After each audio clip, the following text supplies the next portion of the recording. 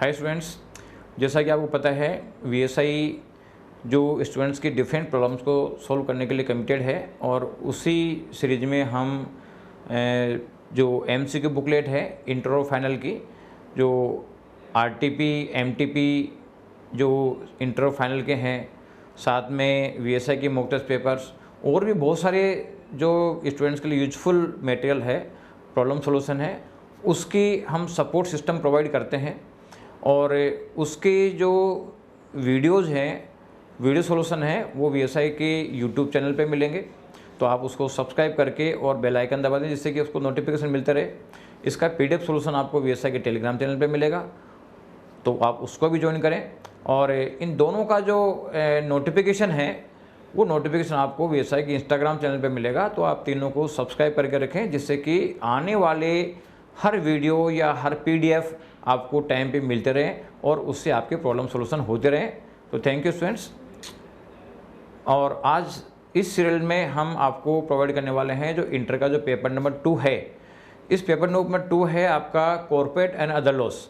इसका हम MCQ booklet का सलूशन आपको देने जा रहे हैं, तो आप इसका ध्यान से देखें, उसका बेनिफिट लें। Thank you. हेलो स्टूडेंट्स, देखो अपना पेपर 2 जो इंटर में लॉ का है, कॉर्पोरेट एंड अदर लॉ, उसके लिए आईसीए ने कुछ MCQs and case studies scenarios given किए हैं।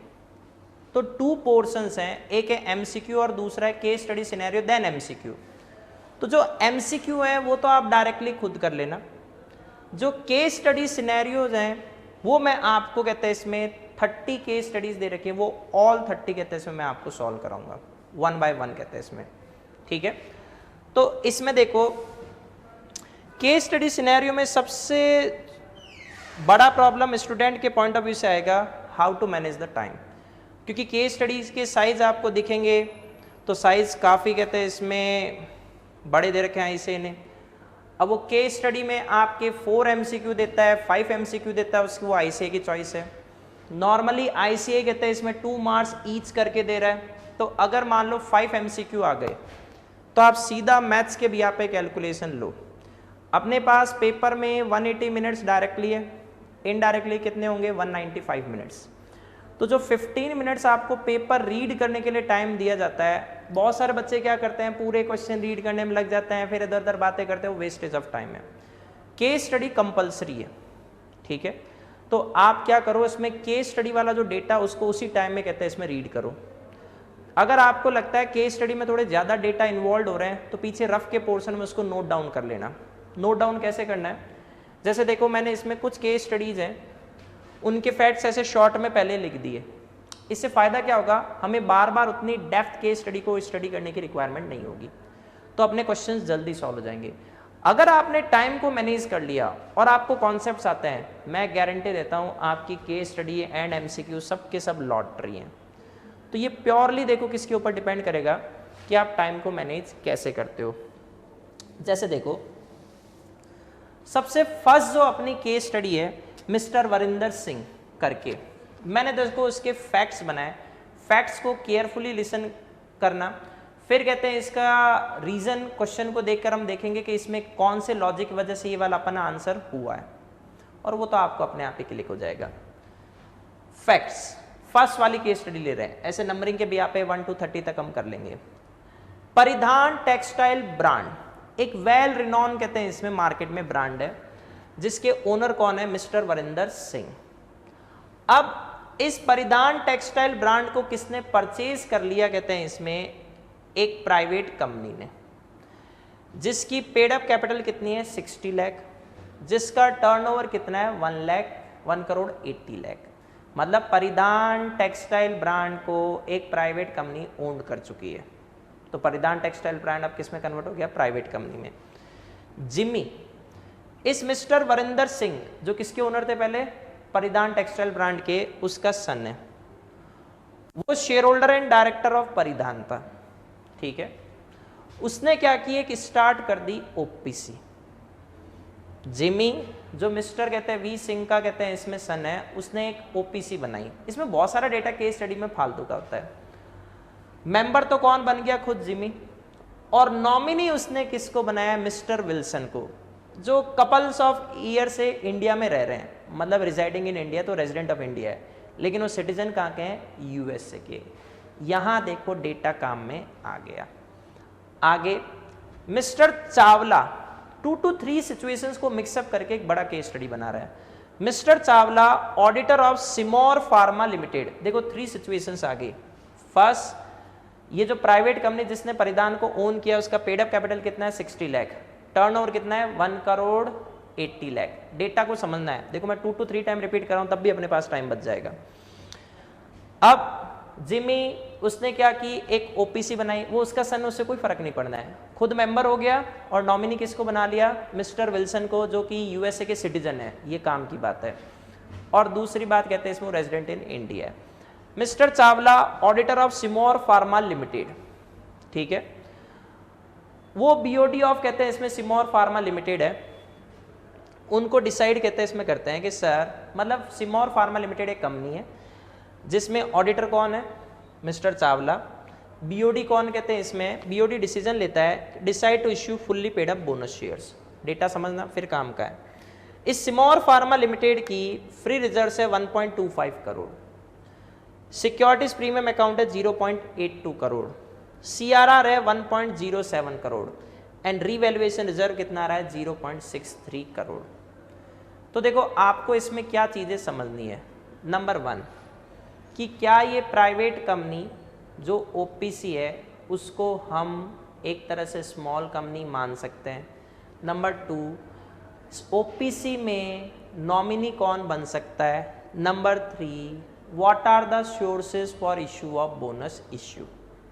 इतने आपको अगर डेटा आते हैं तो देखो क्वेश्चंस में टाइम नहीं लगेगा, क्योंकि अगर आपने केस स्टडी का कहते हैं फैक्ट्स प्रॉपर्ली, अब देखो इतनी बड़ी केस स्टडी थी, ये फैक्ट्स अगर आपने प्रॉपर्ली कर लिए तो क्वेश्चंस बहुत आसान है।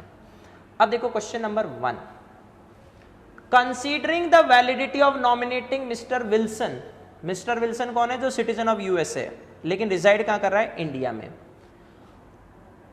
OPC of Jimmy out of the following which statement holds truth. एक तो इसमें यह जरूर ध्यान रखना आप, वो ट्रुथ पूछ रहा है, फॉल्स पूछ रहा है, करेक्ट पूछ रहा है, इनकरेक्ट पूछ रहा है, तो ये ध्यान रखना है। तो देखो इसके रीजन के भी आप पे आपको क्या क्लिक होना चाहिए, हु कैन बिकम मेंबर और नॉमिनी ऑफ ओपीसी, कौन बन सकता है। तो सबसे पहला नेचुरल पर्सन जो मेजर है, फिर वो सिटीजन ऑफ इंडिया है, एंड कहते हैं इसमें वो resident in India. Resident in India last financial year में वो 182 डेज एटलीस्ट इंडिया में रहा हो।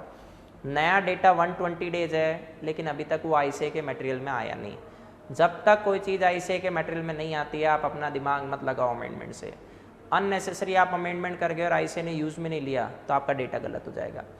तो अब आप सिंपल से चेक करो, विल्सन नॉमिनी कहते हैं इसमें बन रहा है, तो विल्सन चलो ये कंडीशन फुलफिल कर रहा है, ये भी फुलफिल कर रहा है, वो रेजिडेंट इन इंडिया की भी फुलफिल कर रहा है, लेकिन वो सिटीजन ऑफ इंडिया नहीं है, वो यूएसए का सिटीजन है।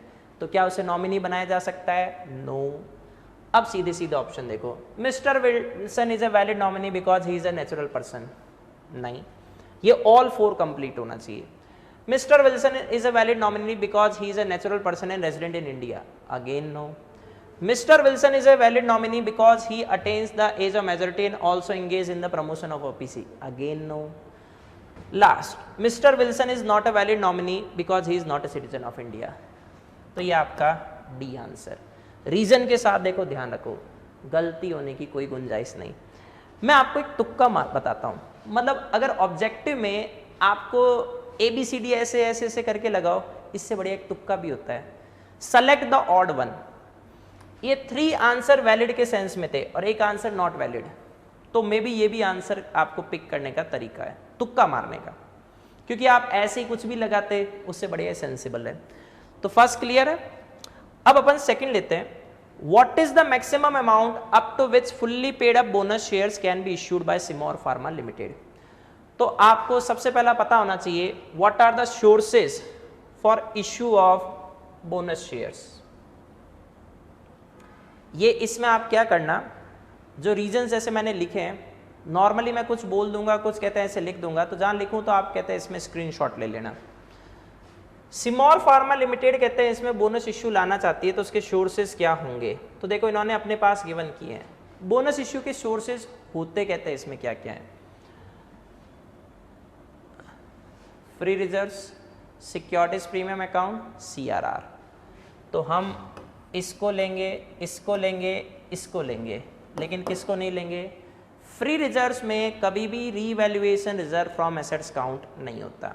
तो अपने पास देखो अमाउंट क्या आ गया, 1.24 करोड़, 0.82 करोड़, 1.07 करोड़, इसको नहीं लेना। तो आपके पास टोटल अमाउंट कितना है, 1.24 प्लस 0.82 मतलब 2.06 करोड़ प्लस 1.07 करोड़, तो 3.13 करोड़। ये आपका सिंपल आंसर है।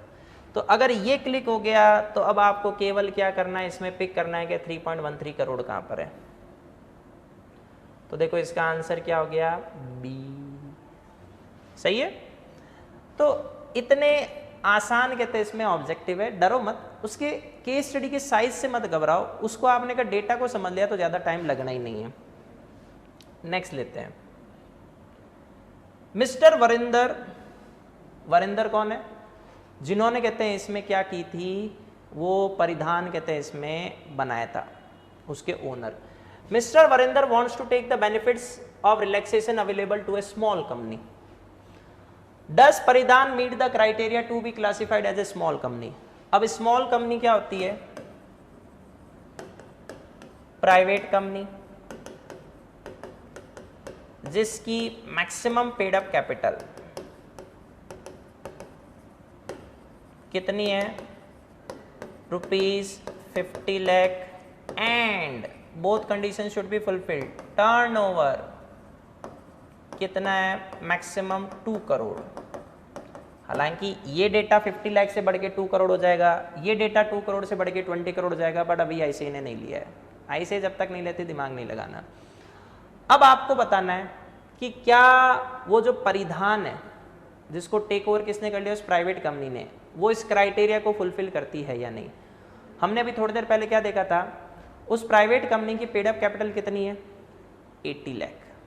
टर्नओवर कितना हो गया, 1 पॉइंट कहते हैं इसमें 8 करोड़। तो टर्नओवर तो फुलफिल हो रहा है लेकिन ये फुलफिल नहीं हो रहा, तो इसका मतलब आंसर है नो। अब आपको 2 ईयर्स हटाने, सीधा नो पर आना है। No because paid up share capital is more than prescribed limit. No because paid up capital and turnover are more than. Turnover तो विद इन रेंज था। टर्नओवर देखो कितना है उसमें केस स्टडी में, 1.8 करोड़, तो वो तो 2 करोड़ तक है। पेड अप कैपिटल किसको क्रॉस कर गई, 50 लाख। आंसर क्या हो गया, सी।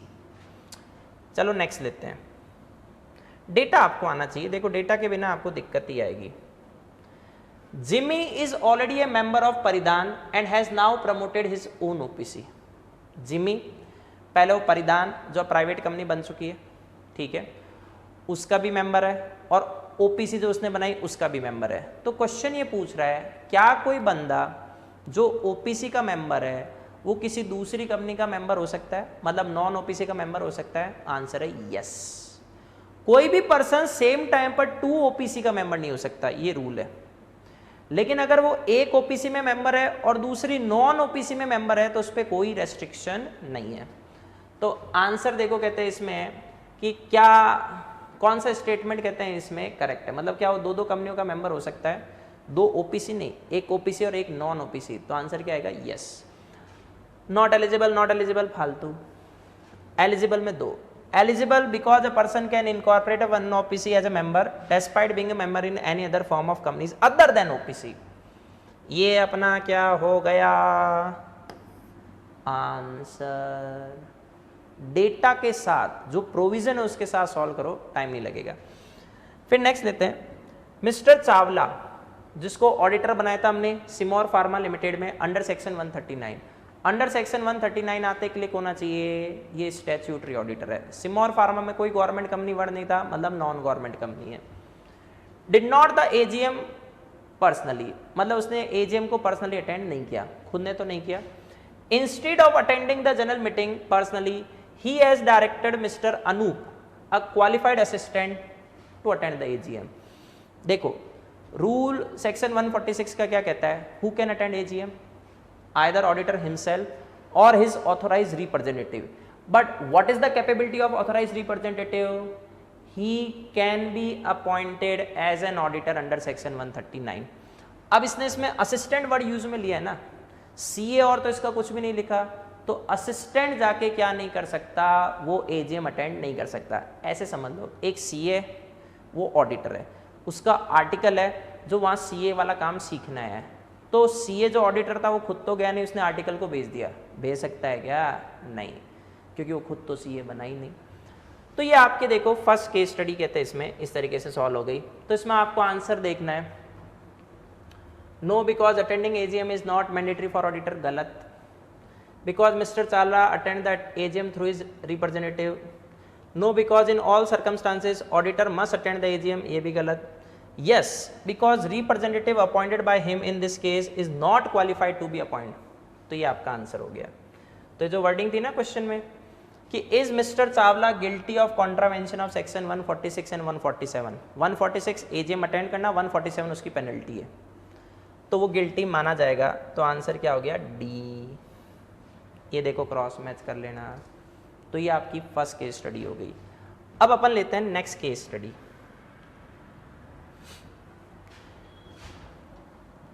सेकंड, ये भी बड़ी केस स्टडी है।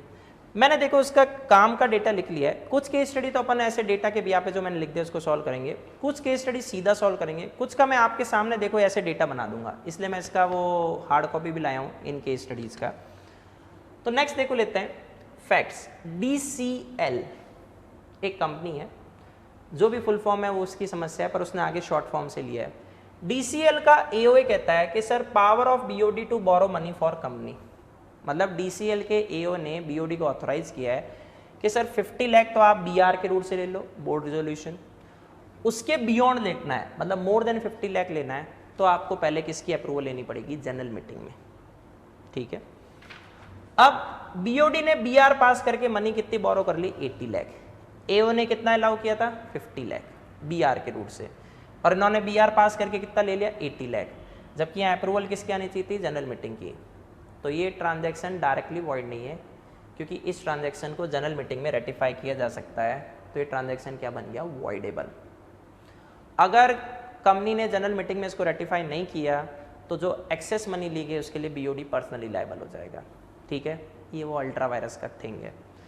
सेकेंड, DCL में कितने मेंबर है, 5600 मेंबर्स। DCL, इसमें कोई प्राइवेट वर्ड नहीं है, तो इसका मतलब एक पब्लिक कंपनी है। इसने अपनी 21st AGM कब बुलाई, 1 सितंबर 2020 को। AOA में कॉरम के बारे में कुछ भी नहीं लिखा हुआ। कॉरम, पब्लिक कंपनी में कितने मेंबर से कॉरम बनेगा, तो आपने स्लैब देखा होगा, अगर कंपनी में अप टू 1000 मेंबर्स है तो कॉरम किससे बन जाएगा, 5 से। अगर कंपनी में अबव कहते हैं इसमें 5000 मेंबर, सॉरी, अगर कंपनी में अप टू 1000 मेंबर्स है तो कॉरम किससे बन जाएगा, 5 से। अगर कंपनी में कहते हैं इसमें मोर देन 1000 लेकिन अप टू 5000 मेंबर्स है तो कॉरम किससे बन जाएगा, 15 से। लेकिन अगर कंपनी में अबव 5000 मेंबर्स है तो कॉरम किससे बनेगा, 30 से। इसमें कितने मेंबर्स है, 5600, तो कॉरम किससे बनेगा, 30 से, क्योंकि AOA ने तो कोई कॉरम बताया नहीं। 34 मेंबर्स मीटिंग में आए, 7 प्रॉक्सी से आए और 27 हिमसेल्फ। तो आपने रूल देखा होगा, proxy representative of share holder वो कॉरम में काउंट नहीं होता। तो 34 में से 7 को लेस कर दो, बचे कितने, 27। कॉरम के लिए कितने चाहिए थे, 30। क्या कॉरम प्रेजेंट हुआ है, नहीं। अब ये डेटा देखो अपन यहीं पे सॉल्व करते हुए चल रहे हैं, तो इसका मतलब जब अपन क्वेश्चंस पे आएंगे तो टाइम ही नहीं लगेगा। नेक्स्ट लेते हैं PSL, एक और कंपनी, DCL खत्म, अब PSL। Declaration of interim dividend out of previous year profit reserves कब करी है, 31 अगस्त 2020। तो मतलब रिजर्व से डिविडेंड डिक्लेयर किया जा सकता है? नहीं, यस, वो भी सोर्सेज ऑफ डिविडेंड है। करंट ईयर प्रॉफिट होते हैं, रिजर्व्स जिसको एक्यूमुलेटेड प्रॉफिट्स भी बोलते हैं, दोनों से कर सकते हैं।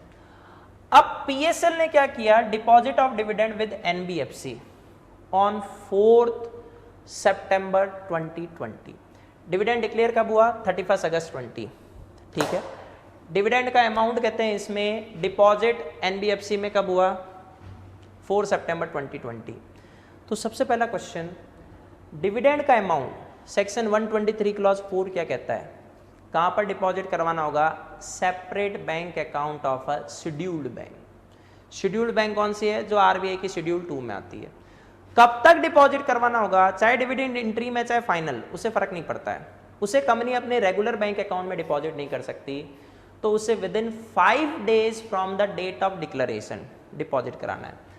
अब देखा जाए 31 अगस्त 2020 से 5 डेज का मतलब 5 सितंबर होता, तो डेट में तो कोई दिक्कत नहीं है, पर इसने पैसा कहां पर डिपॉजिट करवाया है? एनबीएफसी के पास, जबकि डिपॉजिट कहां पर होना चाहिए था? Separate bank account of schedule bank. तो ये फिर गलती कर दी।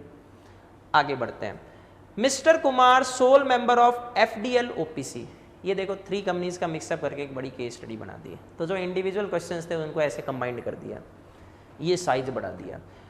तो Mister Kumar sole member of FDL OPC है, जिसमें उसके father of Mister Kumar is nominee, मतलब बेटा मेंबर बन गया सोल मेंबर, और पिताजी कौन हो गए? कहते हैं इसमें नॉमिनी। एफडीएल ओपीसी ने अपनी balance sheet and P&L account बनाई, कोई बात नहीं, बट उसने प्रिपरेशन ऑफ क्या नहीं किया? कैश फ्लो स्टेटमेंट नहीं किया और एक्सप्लेनेटरी स्टेटमेंट भी नहीं बनाए, मतलब नोट्स टू अकाउंट्स भी नहीं बनाए। अगर आपको फाइनेंशियल स्टेटमेंट की डेफिनेशन आती है, तो फाइनेंशियल स्टेटमेंट में क्या क्या आता है? Balance sheet, P and L account, cash flow statement, notes to accounts या explanatory statement, change in equity, ये 5 थिंग्स आती है। आप एक नोट पढ़ना कि ओपीसी स्मॉल कंपनी और कोई प्राइवेट कंपनी जो स्टार्टअप कंपनी है, उसके केस में हो सकता है कि कैश फ्लो स्टेटमेंट किसका पार्ट नहीं हो? फाइनेंशियल स्टेटमेंट का नहीं हो। तो अगर इस ओपीसी ने कैश फ्लो स्टेटमेंट नहीं बनाया, समझ में आता है, लेकिन इसने तो एक्सप्लेनेटरी स्टेटमेंट भी नहीं बनाया, ये इसने गलती कर दी, तो इसका मतलब ये उसके लिए क्या हो जाएगी? रेस्पॉन्सिबल। अब देखो इसके क्वेश्चंस देखते हैं।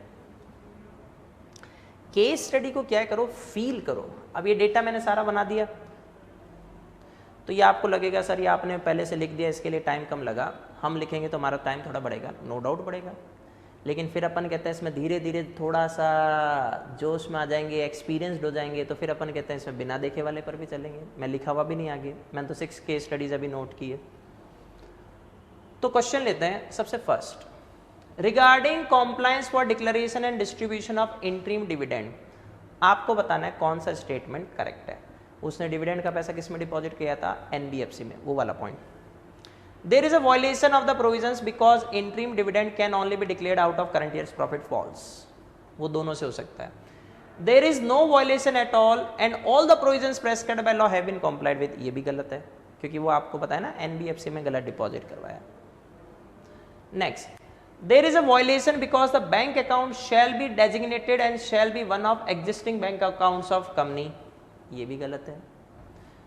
एग्जिस्टिंग बैंक अकाउंट में थोड़ी ना करवाना है, वो तो अलग से डिपॉजिट कराना है ताकि कंपनी उसको यूटिलाइज नहीं कर सके।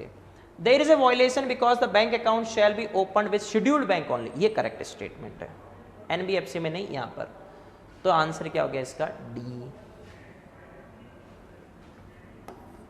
तो फर्स्ट का देखो सिंपली आंसर क्या है? डी है। अब सेकंड लेते हैं, which of the following statement is correct with reference to वो एफडीएल ओपीसी। सबसे पहला देखो, FDL fails to meet the requirement because its financial statement do not include explanatory notes to accounts, ये तो सही स्टेटमेंट है, उसने नहीं बनाया तो गलती की है। FDL fails to meet the requirement because its financial statement do not include cash flow statement, cash flow statement include करना ही नहीं था। एफडीएल फेल्स टू लिमिटेड, क्योंकि उसने दोनों ही नहीं किए, सेंस ही नहीं। एफडीएल हैज कॉम्प्लाइड विद, तो देखो करेक्ट स्टेटमेंट कौन सा है? ए। एफडीएल ने एक्सप्लेनेटरी स्टेटमेंट्स अपने फाइनेंशियल स्टेटमेंट में नहीं बनाकर गलती की है, ठीक है। Next, the borrowing of the sum of Indian rupees 80 lakh by the directors of DCL, अपन ने किया था ना, DCL का AOA कहता है सर BR के रूट से 50 लाख ले सकते हो, लेकिन DCL के BOD ने BR के रूट से कितने ले लिए थे, 80 लाख। तो क्या ये वैलिड ट्रांजैक्शन है? नो। वॉइड एब इश्यू भी नहीं है। रीजन कहते हैं इसमें शेयर होल्डर जनरल मीटिंग में डायरेक्टर्स की औकात को बढ़ा सकते हैं, वो उसको रेटिफाई कर सकते हैं, तो ये ट्रांजैक्शन क्या हो गया, वॉइडेबल। तो इसका आंसर 2.3 का C, voidable. 2.4 regarding the validity of 21st AGM of DCL which of the following statement is correct? The meeting does not have a quorum because 30 members need to be present in person at the meeting. सही है, क्योंकि proxy count नहीं होता, AGM में preference share holders count नहीं होता, तो ये सही है statement. The meeting is valid and has a quorum because 30 members are present at meeting either by personally or through a proxy। गलत, प्रॉक्सी quorum में काउंट नहीं होता। Next, the meeting is valid and has a quorum because only 5 members are required। Sir public कम नहीं है, 5600 members है, तो quorum 5 से कैसे बनेगा, वो तो अब 2000 में बनता। गलत। द मीटिंग इज वैलिड क्योंकि quorum 15, ये भी गलत। तो आंसर क्या हो गया, ए। quorum नहीं आया, प्रॉक्सी quorum में काउंट नहीं होता। हाँ, अगर गवर्नर प्रेसिडेंट के रिप्रेजेंटेटिव होते, मेंबर्स कंपनी के रिप्रेजेंटेटिव होते, तो वो quorum में कहते हैं इसमें क्या हो जाते, काउंट कहते हैं इसमें कर लिए जाते। तो ये आपकी सेकंड केस स्टडी देखो खत्म। The meeting does not have a quorum because 30 members need to be present in person at the meeting. ये जो हम केस स्टडीज देखो आपको करवा रहे हैं, ताकि बहुत सारे स्टूडेंट कहते हैं इसमें उनके टीचर्स केवल क्लासेस ले लेते हैं, ना तो टेस्ट सीरीज होती है, ना ये केस स्टडी का सॉल्यूशन, और तो उनसे हो नहीं पाती। कुछ केस स्टडीज़ तो बहुत हायर लेवल के, एक दो में डेटा में थोड़ा सा एक्यूरेसी का प्रॉब्लम भी है, वो भी मैं सॉल्व करवाऊंगा, चिंता मत करो। सारे सब्जेक्ट्स की जहाँ जहाँ ये केस स्टडी सिनेरियोज है VSI सॉल्व करवा रही है। आपको करना कहते हैं इसमें बस क्या है कि ये केस स्टडीज़ वाला जो अभी पोर्शन जैसे मैं करवा रहा हूँ, ऐसे हमारे बाकी फैकल्टीज़ भी करवाएगी। RTP MTP ये सब हम सॉल्व करवाएंगे। बस आपको करना क्या है, VSI का टेलीग्राम ग्रुप, YouTube वाला कहते हैं इसमें चैनल, उसको सब्सक्राइब कर लो, ताकि आपको अपडेशन अपने आप मिलती रहे। वरना पता चला हमने करवा दिया और आपको पता ही नहीं चला। अगर आपने उसे सब्सक्राइब कर रखा है तो आपको दिक्कत ही नहीं होगी। ठीक है, अब नेक्स्ट केस स्टडी लेते हैं, केस स्टडी नंबर 3। ये भी वहाँ मिल जाएगा, ये जो मैंने शॉर्ट डेटा बनाया ना, ये भी आपको कहते हैं इसमें हमारे वो YouTube वाले चैनल पर ऐसे लिंक मिल जाएगा इसका। फैक्ट्स, BR मोहंती ने 2 कंपनी बनाई, एक WML और एक TML। WML TML BR Mohanty ने बनाई, और ये दोनों की दोनों कौन सी कंपनी है, लिस्टेड कंपनी है। ठीक है, TML को करंट ईयर में लॉस हुआ है, मतलब करंट ईयर में उसको कोविड की सिचुएशन से प्रॉफिट नहीं हो रहे, नुकसान में। लेकिन इस TML ने क्या किया है, इनकॉर्पोरेशन से लेके अभी तक रेगुलर डिविडेंड डिक्लेयर किया है, ये एक इसका ट्रैक रिकॉर्ड है। अब समस्या क्या है, इसके करंट ईयर में तो लॉस है, तो अब TML का कहते हैं इसमें जो BOD है वो स्टिल क्या करना चाहता है, BOD मैनेजमेंट डिविडेंड देना चाहता है, किससे, एक्यूमुलेटेड प्रॉफिट से। इसका जो rate of dividend of last 5 year है वो 9, 10, 8, 5, 2। तो आपने रूल देखा होगा चैप्टर 8 में, अगर कंपनी एक्यूमुलेटेड प्रॉफिट से डिविडेंड डिक्लेयर कर रही है तो जो मैक्सिमम रेट ऑफ डिविडेंड वो कितनी हो जाएगी, average rate of declare dividend of 3 preceding financial year. 3 preceding financial year, ये तो 5 का डेटा है, तो प्रीसीडिंग कौन सा आ जाएगा, 8, 5, 2। 8 + 5 + 2 डिवाइडेड बाय 3 तो एवरेज आ जाएगी। तो 8 + 5 13 + 2 15, 15 को डिवाइड करो 3 से, तो ये एक्यूमुलेटेड प्रॉफिट से मैक्सिमम कितना डिविडेंड डिक्लेयर कर सकती है, इट्स 5%, नॉट मोर देन 5%। ठीक है, TML डील्स इन एक्सपोर्ट, ये एक्सपोर्ट में भी डील करती है। ED एनफोर्समेंट डायरेक्टरेट, उसने TML से कहा कि सर लास्ट 10 फाइनेंशियल ईयर के बुक्स ऑफ अकाउंट्स एंड कहते हैं इसमें फाइनेंशियल स्टेटमेंट दो। ठीक है, BOA books of accounts, FS financial statement. TML ने क्या किया, लास्ट 8 ईयर्स के कहते हैं इसमें बुक्स ऑफ अकाउंट्स दे दिए। तो आपने देखा होगा कि बुक्स ऑफ अकाउंट्स आपको कितने ईयर्स के मेंटेन करने पड़ते हैं, तो सेक्शन 128 क्या कहता है कि सर 8 फाइनेंशियल ईयर के। ठीक है, और अगर कोई CG ने इन्वेस्टिगेशन और का ऑर्डर दिया है तो मोर देन 8 फाइनेंशियल ईयर। यहाँ सीजी की इन्वेस्टिगेशन का पॉइंट नहीं है। तो यहाँ पर जो ये एनफोर्समेंट डायरेक्टरेट है, एक तो उसने गलती की 10 ईयर्स के क्यों मांगे, 8 ईयर्स के मांगने चाहिए। अब टीएमएल ने क्या किया, 8 ईयर्स के तो दे दिए, लेकिन इस बेवकूफ ने जो books of accounts and financial statement बनाए थे without maintaining the record of vouchers. अरे वाउचर एविडेंस है जिससे पता चलता है कि वो एंट्री बुकिश एंट्री नहीं है, वो एंट्री बेस के साथ बनी है, और बिना वाउचर्स के आपने कहते हैं इसमें रिकॉर्ड सबमिट किया, ये तो गलती कर दी। ठीक है, नेक्स्ट WML का पास मैनी ईयर से रेट ऑफ डिविडेंड कितना है 20%। देखो इसने दो कंपनी बनाई थी, TML का अपन ने ले लिया, अब WML का ले रहे हैं। FY 2019-20 में इसको प्रॉफिट हुआ कितना 580 करोड़। ठीक है, BOD डिक्लेयर करना चाहता है dividend at the rate of 25% per annum. Mind में फीड कर लेना, if company wants to declare dividend out of accumulated profits then there is a fixed rate of dividend which cannot exceed maximum कहते हैं इसमें rate of declared dividend in last 3 preceding financial years उसका average। और if company wants to declare dividend out of current year profit then there is no fixed rate of dividend, कितना भी कर सकते हैं। तो मतलब जो पास many years का आपका डिविडेंड का कहते हैं रेट कितना है 20%, अब आप कितना करना चाहते हो 25, बिंदास, कोई दिक्कत नहीं है। On 15 June 2020 without transfer of any amount to reserves, reserves में पैसा ट्रांसफर करना चॉइस होता है, this is the discretion of company not the compulsion. So company may transfer और may not transfer any amount of profit in the reserves before the date of declaration. So there is no fixed percentage कि how much amount should be transferred in reserves before declaration of dividend, no fixed percentage. Second, even transfer to reserves is not compulsory, जरूरत ही नहीं है। On 14 जुलाई देखो आपने dividend कहते हैं इसमें कब डिक्लेयर किया 15 जून 2020, तो डिविडेंड डिक्लेरेशन से कब तक पे हो जाना चाहिए विद इन 30 डेज। 30 डेज में देखो 15 जून डिक्लेयर किया है तो पे कब तक हो जाना चाहिए था 14 जुलाई 2020। On 14 July 2020 portion of dividend remains unpaid due to operation of law. आपने सेक्शन 127 देखा होगा, 127 क्लॉज 1 कहता है कि अगर कंपनी कहते हैं इसमें डिविडेंड डिक्लेयर करती है तो उसके विद इन 30 डेज में उसे डिविडेंड का पेमेंट कर देना चाहिए या डिविडेंड वारंट पोस्ट कर देना चाहिए। अगर कंपनी ने वो डिविडेंड डिक्लेयर नहीं किया, डिविडेंड वारंट पोस्ट नहीं किया, तो फिर कंपनी 18% पर एनम की रेट पर ओवरड्यू पीरियड के लिए क्या पे करेगी, इंटरेस्ट। मतलब ये 30 डेज निकलने के बाद कंपनी को 18% पर एनम की रेट पर क्या देना है, इंटरेस्ट। और जो डिफॉल्टिंग डायरेक्टर्स कहते हैं इसमें वो 1000 रुपीज़ पर डे का कहते हैं इसमें पेनल्टी देंगे और 2 ईयर्स उनको जेल भेज सकते हैं। तो डायरेक्टर्स वाला भी लिया नहीं है। 127 क्लॉज 2 में एक्सेप्शन गिवन है।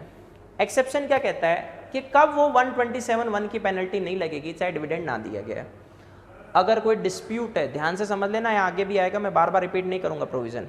अगर कोई डिस्प्यूट है डिविडेंड को लेके, या डिविडेंड ऑपरेशन ऑफ लॉ की वजह से नहीं दिया गया है, या डिविडेंड के अमाउंट को लॉफुली एडजस्ट किया गया है, किसमें से, जो शेयर होल्डर का पेंडिंग ड्यूज है, मतलब शेयर होल्डर ने कॉल्स नहीं दी, इधर डिविडेंड डिक्लेयर किया, एडजस्ट कर लिया। शेयर होल्डर ने कंपनी से लोन लिया, इधर उसने कहते हैं इसमें लोन रीपे नहीं किया, इधर डिविडेंड आया, एडजस्ट कर लिया। कंपनी कर सकती है, सेक्शन 51 ये बात कहता है। नेक्स्ट थिंग, शेयर होल्डर ने डायरेक्शन दिया कंपनी को डिविडेंड पे करने के लिए, कंपनी ने उस डायरेक्शन को फॉलो करने की कोशिश की पर फेलियर हो गई। ये बात कंपनी ने शेयर होल्डर को बता दी, सर आपके अकॉर्डिंग जो आप डायरेक्शन था वो फॉलो नहीं हो सकता। कंपनी ने कोई गलती नहीं की, या फिर कंपनी की कोई गलती हुई ना, तो कंपनी लायबल नहीं है। तो कंपनी ने 14 जुलाई 2020 portion of dividend remains unpaid due to operation of law, कोई दिक्कत नहीं। तो कंपनी ने इस अमाउंट को ट्रांसफर कर दिया किसमें, यूडी अकाउंट में। यूडी अकाउंट क्या होता है, अनपेड डिविडेंड अकाउंट। ऑन 20 जुलाई 2020 देखो डिविडेंड कब डिक्लेयर हुआ, 15 जून 2020। पे कब तक हो जाना चाहिए था, 14 जुलाई 2020, 30 डेज। अगर नहीं पे हुआ तो नेक्स्ट 7 डेज में, with in 7 days from the end of last 30 days वो पैसा किस में चला जाना चाहिए, यूडी अकाउंट।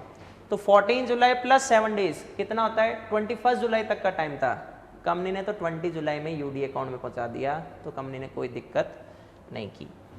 सीए देव को आपने सेक्शन 139 में ऑडिटर अपॉइंट किया है 17th एजीएम। सीए देव नेचुरल पर्सन है, इंडिविजुअल है, तो इंडिविजुअल ऑडिटर को अगर आपने एजीएम में अपॉइंट किया है सेक्शन 139 में, तो रूल क्या कहता है, उसे अपॉइंट कितने टाइम के लिए कर सकते हैं, 1 टर्म ऑफ मैक्सिमम 5 ईयर्स। तो मतलब 17 में अपॉइंट हुआ प्लस 5 करें तो 22 एजीएम तक इसका टेन्योर हो गया। फिर क्या आ जाएगा, कूलिंग पीरियड कितना, 5 ईयर्स का। देखो प्रोविजन आपको पता होने चाहिए, ठीक है। तो मैं चैप्टर 10 ऑडिट एंड ऑडिटर्स वाला रूल बता रहा हूँ। इंडिविजुअल को 5 ईयर्स की 1 टर्म दे सकते हैं, उसके बाद उसको 5 ईयर्स वेट करना होगा, उसी कंपनी में फिर से अपॉइंट नहीं हो सकता, उसके बाद फिर से अपॉइंट कर सकते हैं। तो 17 में अपॉइंट किया, टेन्योर कब खत्म हुआ, 22, फिर 5 ईयर्स वेट करेगा मतलब 27 एजीएम में फिर से इसको अपन ऑडिटर के भी यहाँ पे अपॉइंट कर सकते हैं, ठीक है। तो अब आ जाओ क्वेश्चंस पे। फैक्ट समझ लिए तो क्वेश्चन में टाइम लगने का सवाल ही नहीं उठता। मैंने आपको पूरे डेटा के साथ बता रहा हूँ, एग्जाम में तो डेटा आपके माइंड में स्टोर हो गए, तो जो मैंने नोट कर रखा है वो टाइम आपका ऐसे एडजस्ट हो जाएगा, वो आप चिंता कहते हैं इसमें मत करो, सब हो जाएंगे। In case of TML which of the following statement are correct regarding the declaration of dividend. चलो, TML cannot declare the dividend because it has made loss in the current financial year. गलत। TML can declare the dividend but only up to 9%. No. Accumulated profit से dividend दे रहे हो तो 3 years की average से ज़्यादा नहीं। वो 3 years की एवरेज क्या थी, 8 + 5 + 2 डिवाइडेड बाय 3 मतलब 5%। तो अपना सिंपल आंसर क्या है, C 5%। सीए देव जिसको आपने अपॉइंट किया कौन सी एजीएम में, 17th एजीएम में, will have to vacate the office of auditor. उसे कौन सी एजीएम में कहते हैं इसमें अपना ऑफिस वैकेट करना होगा, सर 17 में अपॉइंट हुआ, 5 ईयर्स के लिए कर सकते थे, 17 + 5 22, तो 22 कहाँ पर गिवन है, ओहो 3 जगह है, चलो कोई बात नहीं।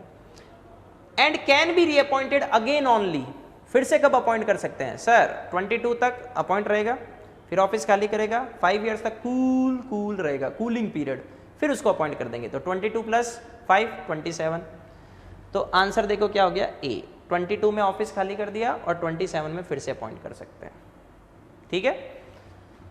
ये क्या होता अगर फॉर्म पूछते ना सीए देव की जगह मैं सर्च करके, तो आंसर ये आ जाता, पर इसने तो इंडिविजुअल पूछा। 3.3 इन case of WML which of the following statement is correct regarding the declaration of dividend. WML कौन सी, जिसको प्रॉफिट थे वो 580 करोड़ के, इसका रेट ऑफ डिविडेंड क्या चल रहा था मैनी ईयर से 20, अब वो कितना देना चाहती है, 25 दे सकती है, नहीं, यस। तो आपको बताना है करेक्ट स्टेटमेंट कौन सा है। WML can not declare dividend at a rate more than 20%, sir गलत है। WML can declare the dividend out of current year's profit but it needs to transfer, ये गलत हो गया। WML can declare the dividend out of current year's profit but it needs to transfer, ये भी गलत है। Needs to transfer in freezer सीधा गलत है। WML can declare the dividend out of current year's profit without transferring any percentage to reserve, sir ये सही हो गया, तो इसका आंसर क्या आ गया, D। Next, in case of TML regarding maintenance and preserving the books of accounts, TML जिसने ED को कहते हैं इसमें 8 ईयर्स के बुक्स ऑफ अकाउंट्स दिए थे, लेकिन उसने क्या मेंटेन नहीं किए थे, वाउचर्स मेंटेन नहीं किए थे, वो गलती थी, बस वो पिक कर लो। कौन सा करेक्ट है, TML को 10 ईयर्स के लिए बुक्स ऑफ अकाउंट्स मेंटेन करनी है, जो उसने नहीं की, गलती की, नहीं सर 8 ईयर्स ही करनी होती है। TML ने वॉयलेट कर दिए provisions of law because at it has preserve the books of accounts for 8 immediate president financial year, तो इसमें कहाँ दिक्कत है, 8 ही करने होते हैं। अच्छा इसने नॉट वॉयलेट लिखा है, ठीक है। Third, TML has violated the provisions of law because it has preserved the books of accounts for 8 immediately financial year without preserving the relevant vouchers pertaining to such books of accounts, ये सही है sir. उसने books of accounts 8 years तक maintain की, उसमें कोई दिक्कत नहीं है, लेकिन वाउचर्स का रिकॉर्ड क्यों नहीं मेंटेन किया, ये तो उसने गलती कर दी। क्योंकि जो आप अदर बुक्स एंड पेपर्स की डेफिनेशन देखोगे ना, उसमें वाउचर्स भी आता है। TML has not violated provisions of law because it is complying with its AOA, senseless. 3.5 regarding the declaration and distribution of dividend by WML, WML कौन सी है, profit वाली, which of the following statement is correct। अगर आप इन objects मान लो इसको पढ़ रहे हो और फिर कंफ्यूजन हो जाए, और अगर आपने उनको नोट डाउन कर रखा है ऐसे, तो आप पीछे रफ से देख लो, क्लैरिटी आ जाएगी। मान लो आपने नोट डाउन नहीं किया, सीधा ही आप पेपर से सॉल्व कर रहे हो, तो पेपर में वो पैरा वापस देख लो तो दिक्कत नहीं आएगी, इतना टाइम होगा वहाँ पर। मान लो आपने केस स्टडी जैसे एक आई फॉर एग्जांपल 10 मार्क्स की आ गई, 10 मार्क्स की केस स्टडी के लिए वहाँ पर आपके पास 20 मिनट्स होंगे, और मैं जितनी भी केस स्टडी करवा रहा हूँ किसी में भी देखो 20 मिनट्स नहीं लग रहे। मैं तो 1 घंटे मेरा टारगेट था, 5 to 6 केस स्टडी आराम से प्रोविजन डिस्कस करूँगा, आपसे थोड़ी बहुत बातें कर लूँगा, फिर भी सॉल्व करवा दूंगा, ठीक है। अब वो आप कहोगे सर आपको तो याद था, हमें याद नहीं होता। बेटा एग्जाम में मैं और आप बराबर लेवल पे हो, क्योंकि एग्जाम में अगर आपको याद नहीं है तो फिर नुकसान होगा। तो regarding declaration and distribution of dividend of WML, which of the following statement is correct keeping in mind the various timelines? WML has violated the law because some of the dividend remains unpaid irrespective of reason for non payment. नहीं sir, अगर dividend किसकी वजह से नहीं दिया गया है, dispute या ऑपरेशन ऑफ लॉ, तो उसने कोई गलती नहीं की। WML has violated the law because unpaid dividend has to be transferred to unpaid dividend account by 19 जुलाई। नहीं सर, 14 + 7 21 तक हो सकता था। WML ने violated नहीं किया because unpaid dividend has been transferred to UD account prior to 21 जुलाई। सही है, तो ये सी आंसर हो गया। WML has not violated law because unpaid dividend can be transferred to UD account at any time within 90 days of the date of declaration। गलत है, within 7 days from expiry of time period for payment of dividend। तो date of declaration of dividend से within 30 days में पे करना चाहिए, नहीं हुआ तो उससे next 7 days में उसको किस में ट्रांसफर करना है, UD अकाउंट में, ठीक है। तो इसका अपन ने क्या लिया 3.5 का C, ये लो C। अब देखो ये जो 4th केस स्टडी है इसमें डेटा भी है, और इसमें मेरा मानना है कि ICAI ने कंप्यूटेशन में थोड़ी सी गलती की है। डेटा भी और कंप्यूटेशन में मेरा मानना है थोड़ी सी गलती की है एक क्वेश्चन में, बाकी तो इसमें भी कोई दिक्कत नहीं है।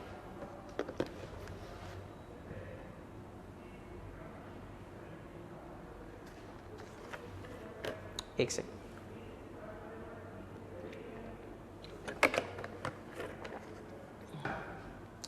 Facts. Mister Vicky Tripathi and his family ने प्रमोशन किया है VFL एंड VCPL। VFL में त्रिपाठी एंड फैमिली के 65% शेयर्स है, लेकिन VCPL में पूरे 100% शेयर्स है। VCPL एक प्राइवेट कंपनी है, देखो L के आगे P आया है, ठीक है। VFL को लॉस हुआ है पिछले कई सालों से, और इसको इस करंट ईयर में अनएब्जॉर्ब्ड लॉस चल रहा है 9.8 करोड़ का। कई सालों से लॉस में थी, इस साल भी लॉस हुआ 9.8 करोड़ का।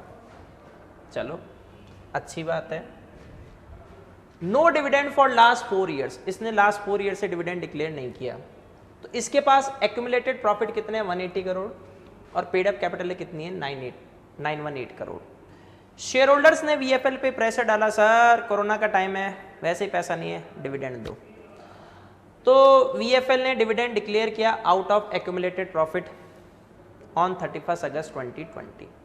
मतलब देखो VFL वैसे तो लॉसेज में चल रही है, ठीक है, इसलिए उसने लास्ट 4 ईयर से कोई डिविडेंड नहीं दिया। रूल क्या बनता है, जो अपन ये पॉइंट रीड करते हैं ना कि average rate of declare dividend not exceeding the average rate of declare dividend in 3 presiding financial year, ये कब एप्लीकेबल नहीं होती, जब आपने लास्ट 3 फाइनेंशियल ईयर तक डिविडेंड डिक्लेयर ही नहीं किया, तो फिर एवरेज कहाँ से बनाएगी, क्योंकि वो तो 0 आ जाएगी। तो वहाँ पर एवरेज रेट का फॉर्मूला एप्लीकेबल नहीं होता, चाहे आप डिविडेंड कहाँ से कहते हैं इसमें पे कर रहे हो, एक्यूमुलेटेड प्रॉफिट्स, उससे कोई फर्क नहीं पड़ना, ठीक है। तो अब देखो पॉइंट कहते हैं इसमें क्या बना कि आपके पास एक्यूमुलेटेड प्रॉफिट कितने हैं 180 करोड़, पेड अप कैपिटल कितनी है 918 करोड़। शेयर होल्डर्स के कहने पर आप डिविडेंड दे रहे हो 31 अगस्त 2020 को। Some dividend remains unpaid due to operation of law as on 30 सितंबर 2020। डिविडेंड कब तक पे हो जाना चाहिए 30 डेज, 31 अगस्त 2020 का मतलब 30 सितंबर तक वो पे हो जाना चाहिए था, नहीं हुआ, उसको अपन ने ट्रांसफर कर दिया यूडी अकाउंट में, कोई दिक्कत नहीं है। List of beneficiary of dividend hosted at the website of company with their contact details on 9 नवंबर 2020। थोड़ा रूल को फिर समझो। सेक्शन 124 कहता है अगर डिविडेंड डिक्लेयर होने से 30 डेज में पे नहीं होता तो उसको नेक्स्ट 7 डेज में कहाँ ट्रांसफर करेंगे, यूडी अकाउंट में। जिस दिन पैसा यूडी अकाउंट में ट्रांसफर हुआ उसके विद इन 90 डेज में कंपनी को एक स्टेटमेंट बनाना होगा उसमें वो बताएगी सर कौन कौन से शेयर होल्डर्स को डिविडेंड नहीं दिया गया, कितना अमाउंट है डिविडेंड का, उनका जो लेटेस्ट एड्रेस है कहते हैं इसमें वो, ये सब वो अपनी वेबसाइट पर या सीजी कोई और वेबसाइट बताती है वहाँ पर पोस्ट कर देगी। ठीक है, क्या बताना है? नेम ऑफ शेयर होल्डर जिसको डिविडेंड नहीं देगा, एक तरह से बेनिफिशियरी मान लो, कितना अमाउंट ऑफ डिविडेंड था और उनके लेटेस्ट कहते हैं इसमें एड्रेस के साथ। इसने क्या बताया? केवल कॉन्टैक्ट डिटेल्स, मतलब एड्रेस नहीं बताया। इसने 9 नवंबर 2020, मतलब ये तो विद इन 90 डेज है, उसमें कोई दिक्कत नहीं है। अब रूल 3 को मिक्स करो। कंपनी अगर एक्यूमुलेटेड प्रॉफिट से डिविडेंड डिक्लेयर कर रही है तो रेट ऑफ डिविडेंड तो नहीं लगी क्योंकि लास्ट 4 ईयर्स में डिविडेंड नहीं डिक्लेयर किया, पर बाकी रूल्स तो लगेंगे। बाकी रूल्स कहते हैं इसमें क्या कहते हैं कि सर आप डिविडेंड अगर एक्यूमुलेटेड प्रॉफिट से निकाल रहे हो तो कितना निकाल सकते हो? अपनी paid up capital plus free reserves का मैक्सिमम 10%, मतलब इन दोनों का मैक्सिमम 10%। लेकिन आपको ध्यान में रखना होगा कि जो रिजर्व्स है उसमें पेड अप कैपिटल का कम से कम 15% बैलेंस बना हुआ रहना चाहिए। तो 15% balance of paid up capital reserve में मेंटेन करते हुए कंपनी रिजर्व से 10% तक पैसा निकाल सकती है। 10% of paid up capital plus reserves, लेकिन रिजर्व्स में स्टिल कितना बैलेंस रखना होगा? 15% of paid up capital, 15% of paid up capital. ये आगे काम में आएगा। चलो, VCPL एक मिड साइज अनलिस्टेड कंपनी है। दूसरी कंपनी की बात आ गई, इसकी फ्यू ब्रांचेस अब्रॉड में, तो इसे किसे अपॉइंट करने की जरूरत नहीं है, not required to appoint independent director. देखो सेक्शन 149 क्लॉज 4 आते ही आपके माइंड में क्या क्लिक होना चाहिए? इंडिपेंडेंट डायरेक्टर, क्योंकि 149 वैसे तो अपने कोर्स का पार्ट नहीं है, फाइनल में पहुंचते ही सबसे पहला ही सेक्शन 149 स्टार्ट होगा, क्योंकि इंटर में सेक्शन 148 तक है। अब कंपनी के पास प्रीसीडिंग फाइनेंशियल ईयर में नेटवर्थ है 280 करोड़ की, टर्नओवर है 590 करोड़ का, नेट प्रॉफिट है 45.8 करोड़ के। ये ध्यान रखना, बहुत बड़ा क्वेश्चन है और इसमें डेटा ही डेटा है, उनको सॉल्व भी अपने को करना पड़ेगा। तो प्रीसीडिंग फाइनेंशियल ईयर में नेटवर्थ कितनी है? 280 करोड़, टर्नओवर कितना है? 590 करोड़ और नेट प्रॉफिट कितने हैं? 45.8 करोड़। ये डेटा भी ध्यान रखना, 180 करोड़ एंड 918 करोड़ VFL का, और VCPL का अलग है। ये तो आप वापस चेक करोगे तो उससे दिख जाएगा। 3 प्रीसीडिंग फाइनेंशियल ईयर का डेटा दिया गया है, इसमें ICA ने एक गलती की है, वो मैं आपको समझाऊंगा। ये कौन सी है? VCPL, वो प्राइवेट कंपनी कहते हैं इसमें। जैसे प्रॉफिट फॉर द ईयर 2018, 19, 20, ये मेरे हिसाब से थोड़ी सी गड़बड़ हो गई। 2018, 2019 एंड 2020 ये सही है, क्योंकि करंट ईयर कौन सा है? 2020। तो ये प्रॉफिट फॉर द ईयर है, ये प्रॉफिट फ्रॉम फॉरेन ब्रांचेज है, ये नॉन ऑपरेटिंग इनकम है और ये डिविडेंड इनकम है। देखो ये बात कर रहा है CSR कमेटी का, CSR पे कितना खर्चा करना है। तो आपने सेक्शन 135 चैप्टर 9 में देखा होगा। चैप्टर 9 का सेक्शन 135 क्या कहता है कि अगर कहते हैं इसमें किसी कंपनी की जो नेट प्रॉफिट है अगर 5 करोड़ को एक्सीड करते हैं तो उस कंपनी को CSR कमेटी बनानी पड़ती है। अब कंपनी को कहते हैं इसमें CSR पे जो एक्सपेंडिचर कहते हैं इसमें करना होता है वो 2% ऑफ कहते हैं इसमें net profit of 3 preceding financial year. Net profit में क्या इंक्लूड नहीं होगा ये ध्यान रख लो। Number 1, income received from foreign branches, मतलब हम क्या कहते हैं कि सर जो कॉर्पोरेट सोशल रेस्पॉन्सिबिलिटी का पैसा ये आउटसाइड द इंडिया लगाओगे तो काउंट नहीं करेंगे। तो जब आउटसाइड द इंडिया वाला आप पैसा काउंट नहीं कर रहे तो आउटसाइड द इंडिया वाली इनकम कैसे काउंट करोगे नेट प्रॉफिट में? ध्यान रखना, नेट प्रॉफिट नॉर्मली जब अपन बनाते हैं अदर देन CSR तो उसमें डिविडेंड इनकम भी आती है, फॉरेन ब्रांचेस से इनकम भी आती है, सब आता है। लेकिन जब अपन CSR के पॉइंट ऑफ व्यू से नेट प्रॉफिट की बात करेंगे तो फॉरेन ब्रांचेस से जो आपको इनकम मिली है उसको काउंट नहीं करना। सेकेंड थिंग, जो डिविडेंड इनकम मिलती है उसको काउंट नहीं करना अगर ये डिविडेंड इनकम उन कंपनियों से मिली है जो खुद सेक्शन 135 में आई है। अगर क्वेश्चन में गिवन नहीं है कि डिविडेंड किससे मिला, सेक्शन 135 वाली कंपनी से या किसी और से, तो साइलेंट में क्या मानना है कि सेक्शन 135 वाली कंपनी से मिला है। अब इस डेटा में देखो आपको फॉलो क्या करना है, ये तो सबसे पहला आपको क्या करना है, ओवरऑल अमाउंट मानना है। प्रॉफिट फ्रॉम फॉरेन ब्रांचेस, इसे क्या नहीं करना, काउंट नहीं करना। नॉन ऑपरेटिंग कहते हैं इसमें इनकम, इसको आप चाहो तो इसमें ऐसे प्लस कर दो। प्रॉफिट फ्रॉम फॉरेन ब्रांचेज है, ये नेट प्रॉफिट में काउंट होगा नहीं, तो इसको माइनस कर दो। फिर डिविडेंड इनकम है, इसमें से 1.8 करोड़ रिसीव किया फॉरेन कंपनी, उससे कोई फर्क नहीं पड़ता है, इसको भी आप चाहो तो सीधा माइनस कर दो। तो एक तो सॉल्यूशन का पैटर्न आपका कहता है इसमें ये बनता है सीधा सीधा, ठीक है। तो अब देखो इसका एडलेस करना, उसके बाद उसको 3 से डिवाइड कर दो, क्योंकि 3 इयर्स का मिक्सअप ले रहे हैं। तो जो अमाउंट आएगा वो 37.66 शायद कुछ करोड़ आएगा, उसका 2% निकालेंगे तो 75.33 लाख बनता है। जो इन्होंने ऑब्जेक्टिव में ऑप्शंस दिए हैं उसमें से कोई सा भी डेटा कहते हैं इसमें एग्जैक्ट 75.33 नहीं है, तो उन्होंने जो भी डेटा कहते हैं इसमें गिवन किया है उस डेटा में इन्होंने कहते हैं इसमें कितना अमाउंट दिया है, 75 लाख है, 73 पॉइंट कुछ है, 78 पॉइंट कुछ है और 89.06 है। तो वो आंसर मजबूरी में हम 75 फॉलो कर रहे हैं क्योंकि एग्जैक्ट ये डेटा सही नहीं है, तो वो आईसीआई ने दिया है, हम उसको फॉलो कर रहे हैं। अगर कल को कैलकुलेशन दे दे तो अच्छी बात है। तो अपना तो सीधा सा लॉजिक क्या है कि सर नॉन ऑपरेटिव इनकम है, चलो वो तो पार्ट ऑफ प्रॉफिट है, लेकिन जो कहते हैं प्रॉफिट फ्रॉम फॉरेन ब्रांच है उसको काउंट नहीं करेंगे, जो डिविडेंड इनकम है इसको काउंट कहते हैं इसमें नहीं करेंगे, ठीक है। तो मेरा मानना था वहाँ थोड़ी सी उसने गलती की है। बीओडी ऑफ बीसीपीएल श्योर नहीं है कि उसको सीएसआर कमेटी बनानी है या नहीं, फिर भी उसने क्या, चलो बना देते हैं। तो सीएसआर कमेटी में उसने 2 नॉन एग्जीक्यूटिव डायरेक्टर एंड 1 कहते हैं इसमें किसको अपॉइंट कर दिया, एग्जीक्यूटिव डायरेक्टर को, जो कंपनी का चेयरपर्सन भी है। अब हमें बताना है कि सीएसआर कमेटी प्रॉपर बनी है या नहीं। देखो ये अनलिस्टेड कंपनी है, अनलिस्टेड कंपनी के केस में, प्राइवेट कंपनी के केस में इंडिपेंडेंट डायरेक्टर को अपॉइंट करने की जरूरत नहीं है।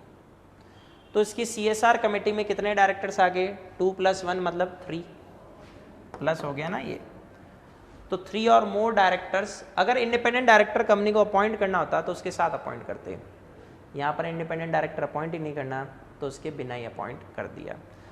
अब देखो क्वेश्चंस पे आते हैं, क्योंकि इस वाली केस स्टडी में बहुत सारे फैक्ट्स थे। तो एक तो 9.8 करोड़ का लॉस, ये जो पहले वाली कंपनी थी, दूसरा 180 करोड़ के इसके एक्यूमुलेटेड प्रॉफिट, और थर्ड 918 करोड़ का इसके पास कहते हैं इसमें क्या है, पेड अप कैपिटल। ये अभी ध्यान रखना, सॉल्व करेंगे। सबसे पहला VFL, पहले वाली company, regarding the unpaid dividend which of the following statement is correct. उसने डिविडेंड क्यों नहीं पे किया था, वो ऑपरेशन ऑफ लॉ की वजह से। VFL is guilty of non-payment of dividend because some of the dividend remains unpaid even after 30 days of declaration। नहीं सर, ऑपरेशन ऑफ लॉ था। VFL is guilty because the list of beneficiaries of unpaid dividend is hosted on the website after 30 days from the date it fall in category of unpaid dividend। नहीं, उसमें तो 30 + 7 + 90 days का time होता है। VFL is guilty because the list of beneficiaries does not contain the latest non address of beneficiaries। ये सही है, ये सी आंसर है। VFL is not guilty because it has fulfilled the all the provisions of law। अब ध्यान रखना, select the odd one हर जगह answer नहीं होता, तुक्के में काम आता है। अब इसमें 3 गिल्टी बना रहे और 1 गिल्टी नहीं, अगर आपने ये टिक किया तो आंसर गलत हो जाएगा।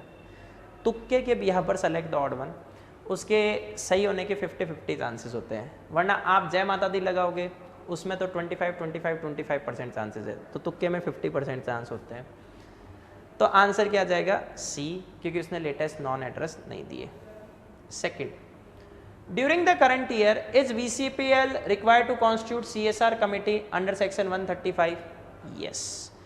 देखो इसकी जो नेटवर्थ है वो लेस देन 500 करोड़ है, नहीं बनानी। टर्नओवर है वो लेस देन कहते हैं 1000 करोड़ है, नहीं बनानी। लेकिन नेट प्रॉफिट कितने थे, 45.8 करोड़, उसकी वजह से बनानी है। तो उसके नेट प्रॉफिट किसको एक्सीड कर रहे हैं, 5 करोड़। यस, ये सेकंड वाली कंपनी है। फिर थर्ड आ गया वापिस फर्स्ट वाली कंपनी पे। कितना मैक्सिमम अमाउंट ऑफ डिविडेंड आपको पे करना होगा आउट ऑफ एक्यूमुलेटेड प्रॉफिट। देखो मैं इसको यहीं सॉल्व कर रहा हूं, आप चाहो तो इसको नोट कर लेना। पॉइंट क्या है, आपके पास पेड अप कैपिटल कितनी है, ₹918 करोड़। आपके पास एक्यूमुलेटेड प्रॉफिट्स कितने हैं, मतलब रिजर्व्स, फ्री रिजर्व्स, ये हैं सर ₹180 करोड़, ठीक है। और आपके पास अनएब्जॉर्ब्ड लॉस कितना है,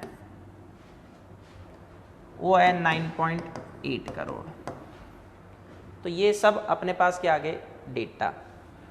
तो अब रूल क्या कहता है कि सर आपके ऊपर 4 इयर्स, जो 3 इयर्स की एवरेज रेट है वो तो लगेगी नहीं, क्योंकि लास्ट 4 ईयर से आपने डिविडेंड नहीं दिया। आप कितना पैसा निकाल सकते थे, 10% of paid up capital plus free reserves. इसका मतलब 918 प्लस 180, इसका आप 10% निकाल सकते थे, लेकिन मिनिमम बैलेंस इन रिजर्व कितना रहना चाहिए, वो है 15% of paid up capital. You have to maintain this amount, ये आपको मेंटेन करना है, और ये लॉस भी एडजस्ट करना पड़ेगा। तो सबसे पहला देखो 918 प्लस 180 कितने होते हैं, 918 प्लस 180। तो देखो 918 में पहले 100 करोड़ जोड़ दो, 1018, फिर 18 करोड़ और जोड़ दो, तो ये 1098 करोड़ हो गए, सही है, हाँ 1098 करोड़। अब 1098 करोड़ का अगर अपन 10% निकाले तो आंसर क्या आता है, आप कितना डिविडेंड दे सकते थे, 109.8 करोड़ फर्स्ट रूल के अकॉर्डिंग। उसमें से आपको लेस क्या करना होगा, 9.8 करोड़, तो बचेगा कितना, 100 करोड़। लेकिन फर्स्ट रूल हमेशा किसके सब्जेक्ट होता है, सेकंड। आपको 15% ऑफ पेड अप कैपिटल तो बैलेंस किस में मेंटेन करना ही पड़ेगा। तो देखो 918 करोड़, बहुत सारे बच्चे, मैं तो अपने स्टूडेंट को कहता हूं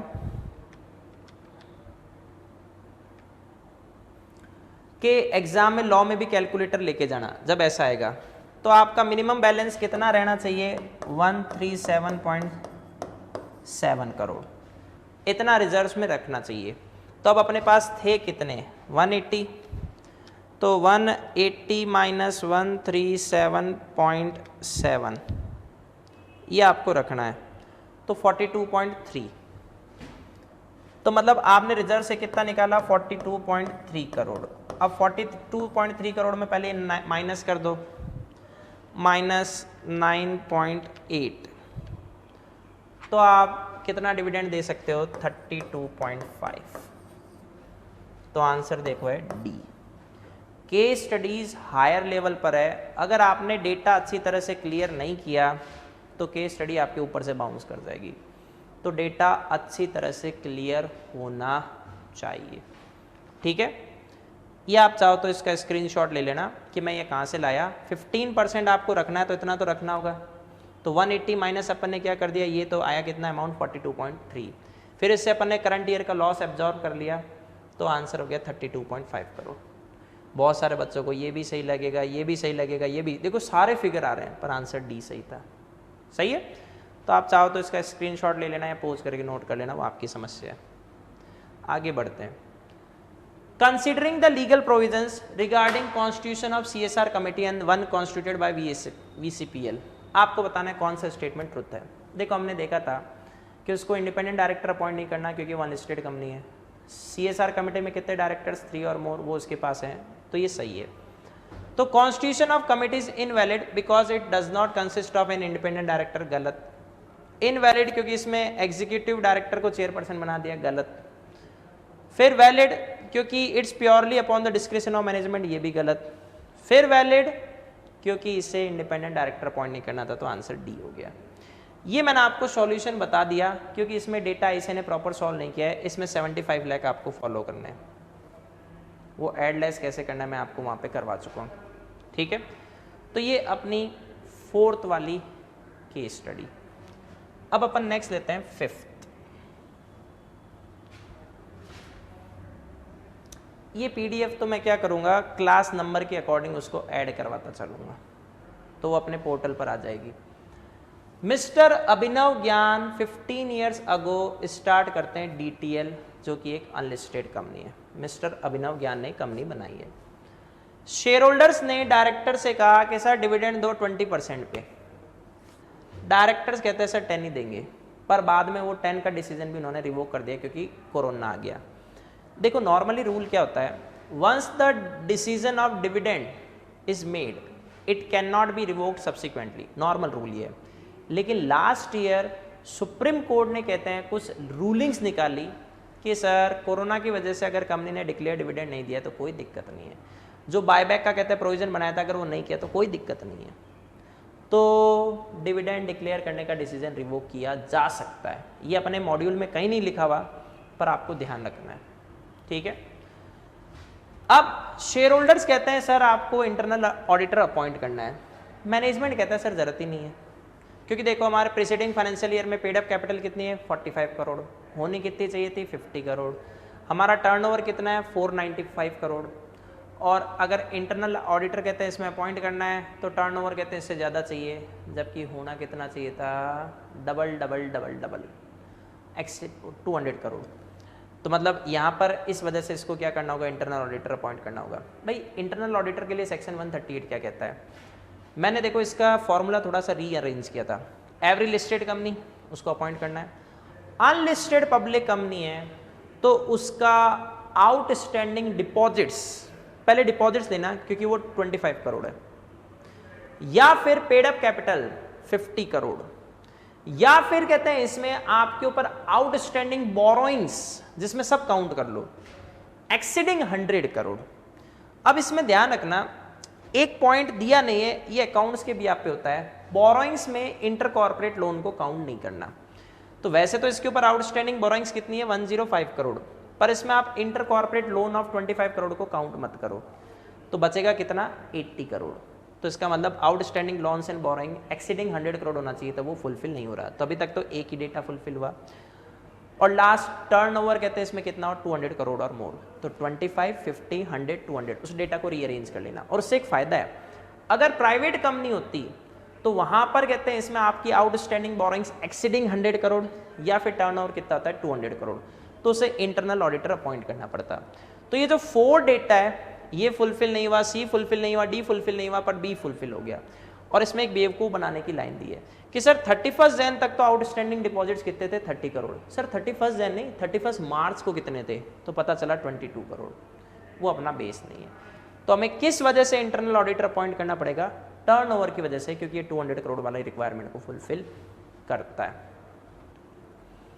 चलो, मिस्टर ज्ञान ने टीसीएस के 48,000 शेयर्स बॉट किए,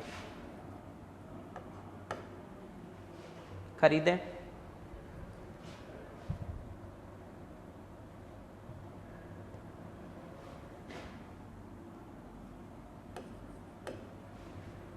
जिसकी फेस वैल्यू कितनी है 10 पर शेयर, लेकिन इसने अभी इस पे 2 रुपीज पर शेयर का अमाउंट पे नहीं किया।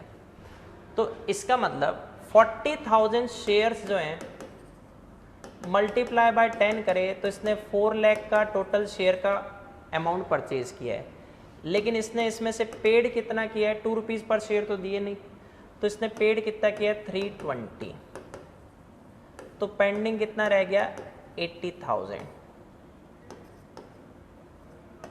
एक तरह से कॉल्स इन एरियर हो गई। टीसीएस ने डिविडेंड डिक्लेयर किया 15% पर एनम पर, कब किया 31 अगस्त 2020। इसका टोटल डिविडेंड कितना बना, इस पे एक बहुत अच्छा डेटा आएगा 8.4 करोड़। मतलब डिविडेंड कब डिक्लेयर किया 31 अगस्त 2020, टोटल डिविडेंड कितना बना 8.4 करोड़। इसमें से उसने 0.42 करोड़, 0.42 करोड़ कितना हो गया 42 लाख। तो इसने 42 लाख का अमाउंट 30 सितंबर को नहीं दिया। अब 42 लाख में से 12 लाख किसकी वजह से नहीं दिया, ऑपरेशन ऑफ लॉ। 3 लाख किसकी वजह से नहीं दिया, डिस्प्यूट इन क्लेम। तो ये तो सही है। तो अब देखो payment of unpaired dividend on कब किया गया 12 सितंबर 20। तो सबसे पहला 42 लाख इसमें से माइनस करो कितना 12 लाख, फिर माइनस करो कितना 3 लाख, तो आंसर कितना आ गया 27 लाख। ये डिफॉल्ट हुई है पेमेंट ऑफ डिविडेंड। ठीक है, अब डिविडेंड कब डिक्लेयर हुआ? 31 अगस्त 2020। पे कब तक हो जाना चाहिए था? 30 सितंबर। कंपनी ने पे कब किया? 12 सितंबर। पे कब? ये 12 दिसंबर है। पे कब तक हो जाना चाहिए था? 30 सितंबर तक। कंपनी ने पे कब किया? 12 दिसंबर को। इसका मतलब समझते हो क्या हुआ? डिफॉल्ट कितने की डेज हुई? डेज ऑफ डिफॉल्ट काउंट करो भाई। 30 सितंबर तक पे हो जाना चाहिए था और 12 दिसंबर को आपने पे किया, तो डेज की कैलकुलेशन कर लो। सबसे पहला अक्टूबर ले लो पूरा 31, फिर नवंबर ले लो, कितना कहते हैं इसमें 30, 31 प्लस 30 कितना हो गया 61, और फिर 12 डेज ये, तो डेज ऑफ डिफॉल्ट कितना है 73। अब इसका क्या करना होगा? इंटरेस्ट पे करना होगा 18% पर एनम पर। तो डिफॉल्ट का अमाउंट कितना है 27 लाख, मल्टीप्लाई बाय सबसे पहला 73 डिवाइडेड बाय 365, 18 डिवाइडेड बाय 100, तो अमाउंट कितना आ जाएगा 97 200। ये पेनल्टी देनी होगी। ये क्वेश्चन का पार्ट है, मैंने आपको ऐसे सॉल्व करवा दिया। तो 97,200 की पेनल्टी देनी पड़ी। देखो कैलकुलेट कैसे किया, कितना डिविडेंड अनपेड रह गया 42 लाख, उसमें से 15 लाख सेक्शन 127 क्लॉज 2 की वजह से रहा था, तो उसकी तो माफी मिलेगी, तो बचा कितना 27 लाख। पेमेंट कब हुई? 12 दिसंबर को। हो कब तक जानी चाहिए थी? 30 सितंबर। तो जो डेज ऑफ डिफॉल्ट है सीधे सीधे आगे वाले काउंट कर लो भाई। 30 सितंबर और 12 दिसंबर दोनों में से एक दिन तो लेना ही था, तो अपन ने इसको राउंड ऑफ करके इनको ले लिया। सही है, तो 73 डेज की डिफॉल्ट है। 18% पर कंपनी को क्या देनी होगी? पेनल्टी। मिस्टर ज्ञान ने फॉर्मेशन ऑफ सेक्शन 8 कंपनी, मतलब एक फाउंडेशन बनाया, वो सेक्शन 8 कंपनी होता है। अभी डिविडेंड डिक्लेयर करना चाहती है। क्या सेक्शन 8 कंपनी डिविडेंड डिक्लेयर कर सकती है? नहीं, सवाल ही नहीं उठता।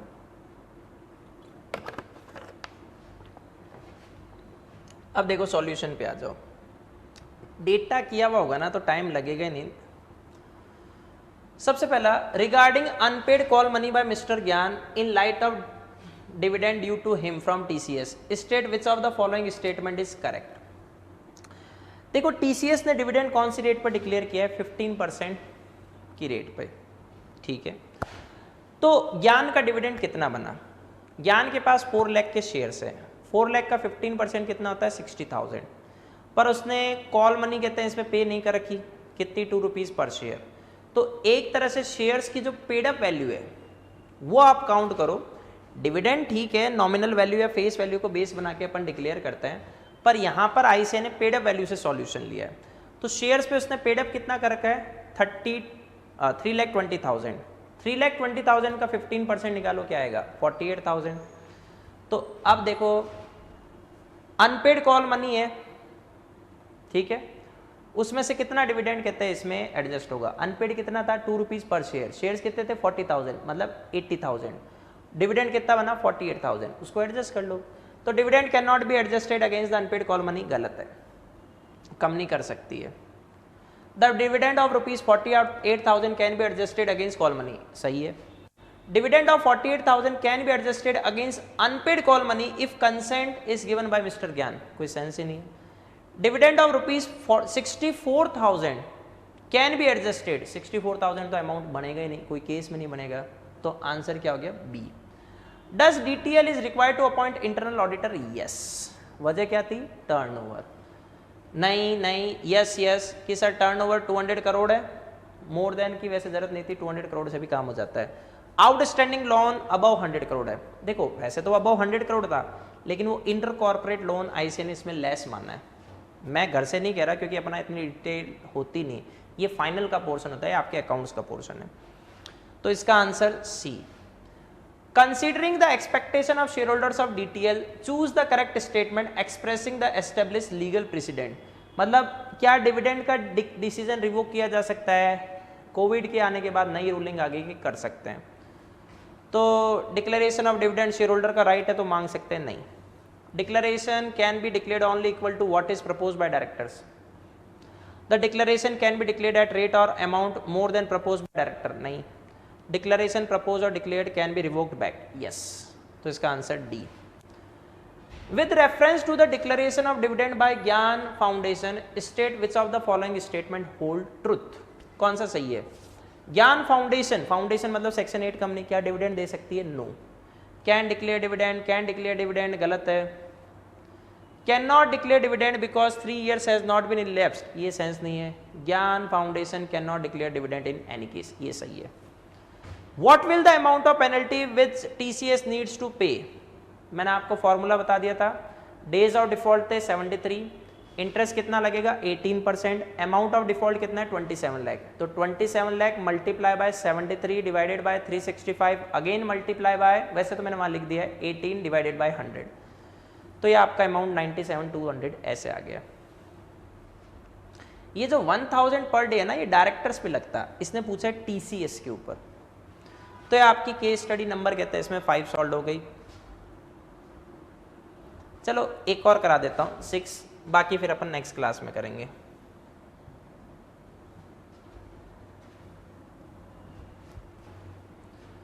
मिस्टर SK अग्रवाल है, उसने SCCL नाम की कंपनी बनाई 5 जुलाई 1995 को। मिस्टर SK अग्रवाल ने SCCL नाम की कंपनी 5 जुलाई 1995 को बनाई। मिस्टर मोहित उसका सन इसमें डायरेक्टर है, कोई बात नहीं। SCCL ने मिस्टर मोहित से लोन ले रखा है 1.5 करोड़। मोहित कौन है? डायरेक्टर, ये ध्यान रखना। शॉर्ट टर्म पर्पज के लिए, जो रीपे करना है आफ्टर 24 मंथ्स, ये एक्सपेक्टेशन है। बुक्स ऑफ अकाउंट्स में shown of loan as non current liability, सही है। वैसे भी देखो, जो डायरेक्टर से लोन लेते हैं वो डिपॉजिट नहीं होता। मिस्टर मोहित ने डिक्लेरेशन दे दिया कि सर पैसा मेरा खुद का है, मैं किसी से बोरो करके नहीं लाया हूँ, ये डिक्लेरेशन लेनी होती है, और कंपनी ने ये बात अपनी बोर्ड्स रिपोर्ट में भी कह दी, तो ये अमाउंट डिपॉजिट नहीं है। SSCL का रजिस्टर्ड ऑफिस हिमाचल प्रदेश में, कॉर्पोरेट ऑफिस देहरादून उत्तराखंड में, 15% मेंबर्स रिसाइड करते हैं नैनीताल उत्तराखंड, जहाँ लाइजनिंग ऑफिस है, ठीक है। Registered office Himachal Pradesh, 15% members कहाँ पर रिसाइड करते हैं? नैनीताल। मान के चलो क्वेश्चन क्या आना है कि कंपनी अपना रजिस्टर ऑफ मेंबर्स कहाँ मेंटेन करना चाहती है? यहाँ पर, सही है। तो रजिस्टर ऑफ मेंबर कहते हैं, इसमें कंपनी को अगर मेंटेन करना है तो सेक्शन 89, 94 दोनों में ये बात लिखी हुई है कि आप इसे नॉर्मली रजिस्टर्ड ऑफिस पे मेंटेन करोगे। अगर अदर देन रजिस्टर्ड ऑफिस है तो वो प्लेस इंडिया में होना चाहिए, जहां पर more than 1/10 of total members reside by passing SR, more than 1/10, तो 15% मेंबर्स तो मोर देन 1/10 होते हैं। Management of SSCL wants to maintain ROM at Nainital, sir कर लो, बस SR पास कर लेना, ठीक है। DBSCL अनलिस्टेड कंपनी है, इसने acceptance of deposits from public on 1 नवंबर 18 और उसका रीपेमेंट कब करिए? 30 सितंबर 2023, गलत है। डिपॉजिट्स का नॉर्मल ड्यूरेशन कितना होता है? मिनिमम 6 मंथ्स, मैक्सिमम 36 मंथ्स, मतलब 3 years। आपने लिया 1 नवंबर 18, पे करोगे 30 सितंबर 2023, मतलब 4.5 years के बाद, गलत है। नेक्स्ट, लोन अगेंस्ट प्रॉपर्टी लिया उस कंपनी ने 10 years फ्रॉम फाइनेंशियल इंस्टीट्यूशन, कब? 18 जून 2020, लेकिन चार्ज क्रिएट नहीं किया। अगर आप फाइनेंशियल इंस्टीट्यूशन से कोई लोन कहते हैं इसमें ले रहे हो, तो आपने उसके ऊपर नहीं, देखो इसमें क्या वर्डिंग है, उसने क्रिएशन ऑफ चार्ज तो कर दिया लेकिन नो रजिस्ट्रेशन। अगर आपने सिक्योर्ड लोन लिया है एसेट्स के सिक्योरिटी पर तो उसको चार्ज बोलते हैं, तो आपको चार्ज का क्या करवाना चाहिए? रजिस्ट्रेशन करवाना चाहिए। आपने बाद में क्या किया? 18 अगस्त 2020 को रजिस्ट्रेशन के लिए अप्लाई किया। देखो चार्ज का रजिस्ट्रेशन कब तक हो जाना चाहिए? With in 30 days from its creation. तो 18 जून से विद इन 30 days में उसका रजिस्ट्रेशन हो जाना चाहिए था, ठीक है। नहीं हुआ, अगर हो जाता तो नॉर्मल फीस पे करनी है, नहीं हुआ तो ROC उस टाइम को फिर 30 days के लिए एक्सटेंड कर सकता है, उसके लिए फीस लगती एडिशनल। तो 18 जून में 30 days ऐड करेंगे तो कितना आ जाएगा? जून से पहले चले जाओ अपने कहाँ पर? जुलाई पे, तो 17 जुलाई। फिर 17 जुलाई में आपको कहते हैं इसमें उसका रजिस्ट्रेशन करवा देना चाहिए, नहीं तो आरओसी मोर 30 डेज के लिए बढ़ा देगा, मतलब 17 अगस्त। ये डेट कौन सी है? 18 अगस्त। अब चार्ज का रजिस्ट्रेशन करवाना है तो आपको एड वैलोरम फीस देनी होगी, क्योंकि आरओसी फिर इस टाइम को कितना बढ़ा सकता है? 30 मोर। तो चार्ज के रजिस्ट्रेशन का डेटा क्या है? 30 + 60। तो ये आपको टाइम फ्रेम कहते हैं, इसमें ध्यान रखना होगा। नॉर्मल 30 डेज में नॉर्मल फीस, प्लस 30 डेज में एडिशनल फीस, प्लस 60 डेज में एड वैलोरम फीस। तो यहाँ कौन सी फीस लगेगी? Ad valorem. डीबीएसएल ने एजीएम बुलाई 10 सितंबर 2020 को अपने आरओ पे। नोटिस ऑफ एजीएम भेजा है 21 अगस्त 2020। एजीएम की डेट कौन सी है? 10 सितंबर। नोटिस का भेजा 21 अगस्त। एजीएम का नोटिस 21 क्लियर डेज का होना चाहिए। क्लियर डेज में डेट ऑफ मीटिंग और डेट ऑफ सेंडिंग नोटिस को काउंट नहीं करना। यहाँ पोस्ट का दिया नहीं तो एडिशनल 48 आवर्स नहीं ले रहे, तो इसका मतलब आपने शॉर्टर नोटिस भेजा है। देखो 21 डेज बन ही नहीं रहे। नेक्स्ट लॉकडाउन था 11 सितंबर 2020। तो कंपनी ने सोचा सर लॉकडाउन लग जाएगा, इससे पहले जल्दी बुला लेते हैं। तो शॉर्टर नोटिस क्यों दिया गया? क्योंकि कहते हैं इसमें फिर लॉकडाउन लग जाता। 78% मेंबर्स ने शॉर्टर नोटिस को कंसेंट दे दी। कितने की कंसेंट चाहिए? 95। अब देखो लास्टली क्वेश्चन सीधे सीधे सॉल्व कर लो। सर एसएससीएल कहते हैं इसमें नैनीताल में लाइजन ऑफिस के ऊपर क्या बनाना चाहती है? अपना आरओ मेंटेन करना चाहती है। क्या वो कर सकती है? यस।